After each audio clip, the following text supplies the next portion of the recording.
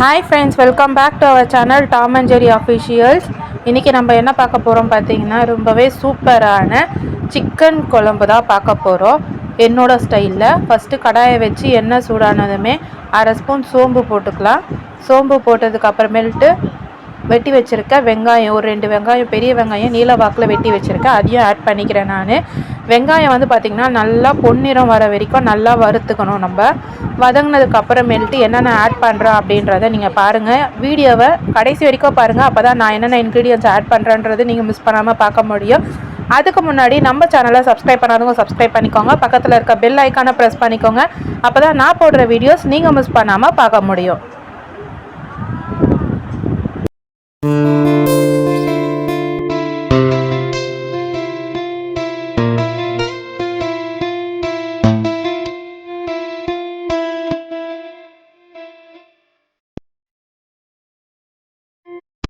இப்போ நல்லா இந்த பக்கத்துக்கு வந்ததுக்கு அப்புறமேல்ட்டு நான் ஒரு ஸ்பூன் வரைக்கும் வந்து பார்த்திங்கனாக்கா இஞ்சி பூண்டு பேஸ்ட் ஆட் பண்ணிக்கிறேன். இஞ்சி பூண்டு பேஸ்ட் ஆட் பண்ணி கை விடாமல் வதக்குங்க. ஏன்னா நான் வச்சுருக்கிறது வந்து பார்த்திங்கன்னா இரும்பு கடாயை, அதனால் அடிப்பிடிக்கும் அப்படின்றதுனால நான் கை விடாமல் வதக்கிட்டு இருந்தேன் நான். ஸோ நல்லா ப்ரௌன் கலரில் வர அளவுக்கு நல்லா வதக்கிக்கணும் அந்த வெங்காயத்தை. ஸோ இப்போ வந்து பார்த்திங்கன்னா நல்லா வதங்கிருச்சு வெங்காயம். இதுக்கப்புறம் வந்து பார்த்திங்கனாக்கா 2 தக்காளி வந்து பார்த்திங்கன்னா நல்லா பெரிய சைஸ் தக்காளியை 2 தக்காளியை வந்து கட் பண்ணி வச்சுருக்கேன், அதையும் ஆட் பண்ணிக்கிறேன் நான். தக்காளியை ஆட் பண்ணி நல்லா அடி பிடிக்காத அளவுக்கு நல்லா வதக்கிக்கோங்க.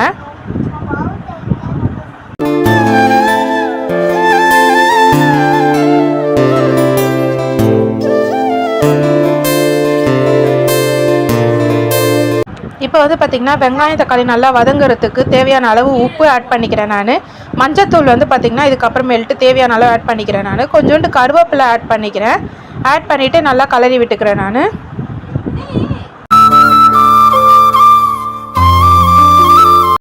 இப்போ வந்து பார்த்திங்கனாக்கா ஒரு அரை ஸ்பூன் மஞ்சத்தூள் ஆட் பண்ணிக்கிறேன், 1 ஸ்பூன் கரம் மசாலா ஆட் பண்ணிக்கிறேன்.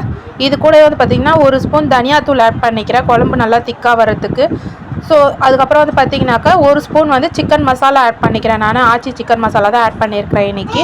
ஸோ மசாலா ஆட் பண்ணி விட்டு எண்ணெய் பிரிஞ்சு வர அளவுக்கு கொஞ்சம் நல்லா வதக்கி விட்டு கொஞ்சம் தட்டு போட்டு மூடிடுங்க.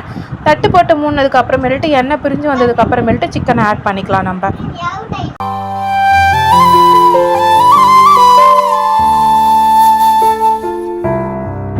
இப்போ பார்த்திங்கன்னா எண்ணெய் நல்லா பிரிஞ்சு வந்திருக்கு, பார்த்திங்கனாவே தெரியும்.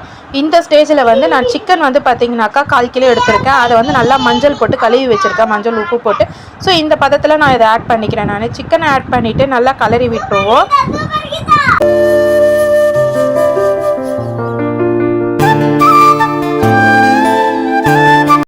நல்லா அந்த மசாலாலாம் வந்து பார்த்திங்கன்னா சிக்கனில் நல்லா ஊறுற அளவுக்கு நல்லா கலரி விட்டுருக்கோங்க. கலரி விட்டுட்டு ஒரு 5 நிமிஷம் நல்லா கைவிடாமல் கலரி விட்டுட்டு அதுக்கப்புறமேல்ட்டு தட்டு போட்டு மூடிடுவோம் நம்ம. சிக்கன் நல்லா வெந்ததுக்கு அப்புறமேல்ட்டு எப்படி இருக்குன்றதை பார்க்கலாம்.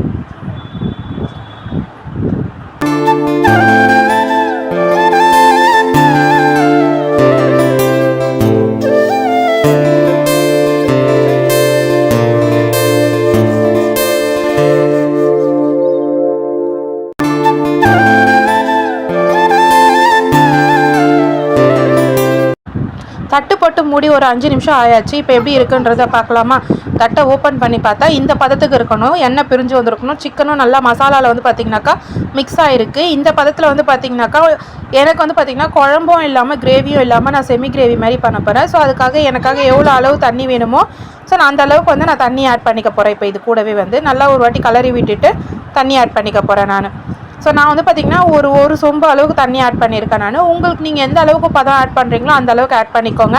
வீடியோ கடைசி வரைக்கும் பாருங்கள். அதுக்கு முன்னாடி நம்ம சேனலை சப்ஸ்கிரைப் பண்ணாமல் பார்க்குறவங்க சப்ஸ்கிரைப் பண்ணிக்கோங்க, பக்கத்தில் இருக்க பெல் ஐக்கானையும் ப்ரெஸ் பண்ணிக்கோங்க. தண்ணி ஊற்றிட்டு நல்லா ஒரு கலரிட்டு அகைன் தட்டு போட்டு மூடிடுறேன் நான். ஒரு 5 நிமிஷம் நல்லா வேகட்டும் அப்படின்னு சொல்லிவிட்டு 5 நிமிஷம் கழித்து இப்போ திறந்து பார்த்துடலாமா? சூப்பரான நம்ம செமி சிக்கன் கிரேவி சூப்பராக ரெடி ஆகிடுச்சு. இது வந்து பார்த்திங்கன்னா சாப்பாட்டு கூட சாப்பிட்றதுக்கு நல்லாயிருக்கும், ப்ளஸ் இட்லி தோசைக்கு நல்லாயிருக்கும், குழம்பாகவும் இருக்கும், கிரேவியாகவும் இருக்குது.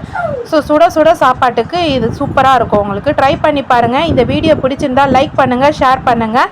இந்த ஸ்டேஜில் வந்து பார்த்திங்கனாக்கா நான் அரை ஸ்பூன் அளவுக்கு வந்து பார்த்திங்கன்னா மிளகுத்தூள் ஆட் பண்ணிக்கிறேன். மிளகுத்தூள் ஆட் பண்ணிவிட்டு நல்லா கலரி விட்டுருங்க, அடிப்பிடிக்காத அளவுக்கு கலரி விட்டுக்கோங்க.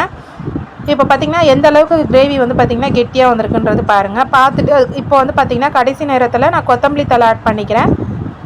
கொத்தமல்லி தழை ஆட் பண்ணி ஒரு கலர் கலரிட்டு அடுப்பை ஆஃப் பண்ணிட வேண்டியதான். இந்த வீடியோ பிடிச்சிருந்தா லைக் பண்ணுங்கள், ஷேர் பண்ணுங்கள், மறக்காமல் நம்ம சேனலை சப்ஸ்கிரைப் பண்ணிக்கோங்க. தேங்க்ஸ் ஃபார் வாட்சிங். Stay tuned. பாய் பாய்.